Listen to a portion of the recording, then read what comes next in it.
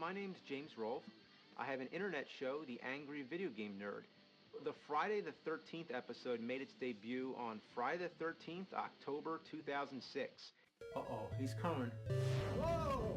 Well, he scared the shit out of me, and now he's fighting me like in Mike Tyson's Punch-Out. Friday the 13th. To begin with, the title is brilliant. Of all the holiday-themed horror movies, Friday the 13th is that one mysterious date that can just happen anytime.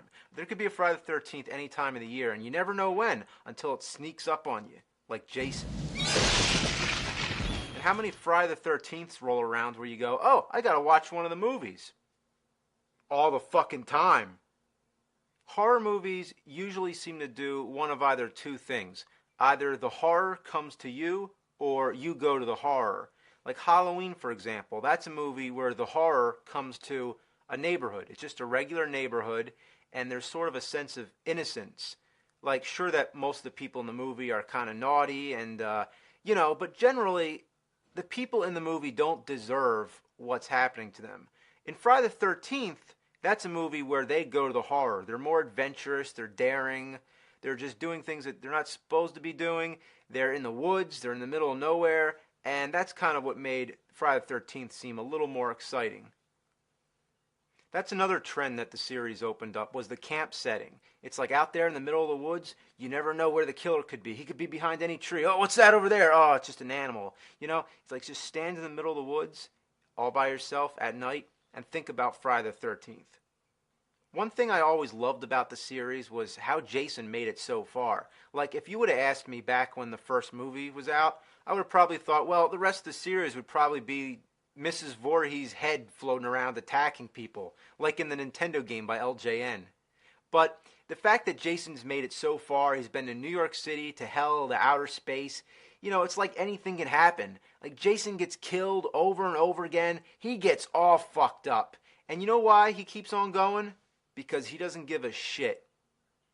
It's funny that sometimes the common public doesn't really know who Jason Voorhees is. Like, I'll say Jason Voorhees, and they're like, well, who's that? But if I just drop the Voorhees and just say Jason, they're like, oh, Jason, the hockey mask and everything.